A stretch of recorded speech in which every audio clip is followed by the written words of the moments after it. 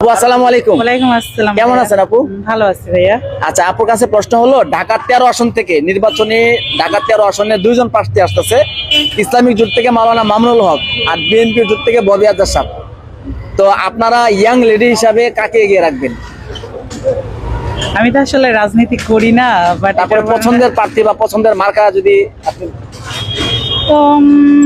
সবাই তো জামাতের কথা বলতেছে, বাট এটা হইলেই মনে হয় মোটামুটি ভালো হয় আর কি। তাই জি, তো জামাত হইলে ভালো হয়, এটা আপনি আপনার জায়গা থেকে কেন মনে করেন?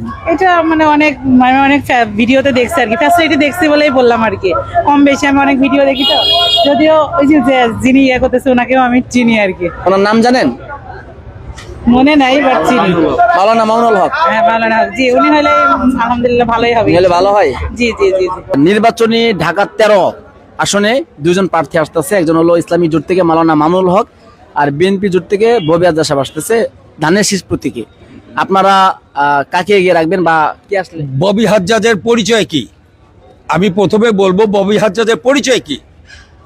দ্বিতীয় কথা হচ্ছে, এটা তো হচ্ছে একটা, যাই হোক, যদি বিএনপি আসতো, বিএনপির লোক একটা নমিনেশন দিত এখানে, তাহলে লোকজন চিন্তা ভাবনা করতো। কিন্তু এখন সে ববি হাজ্জাজ, ওর পরিচয়ই তো নেই আমি মনে করি। তো এখানে মাওলানা মামুনুল হক সাহেব, উনি একজন মানে বিশিষ্ট ইসলামিক চিন্তাবিদ, উনার মতো একজন বিজ্ঞ লোক যদি এই আসন থেকে আসতে পারে নির্বাচন করে, তাহলে আমি মনে করি এটা দেশের জন্য, জাতির জন্য একটা পরম পাওয়া।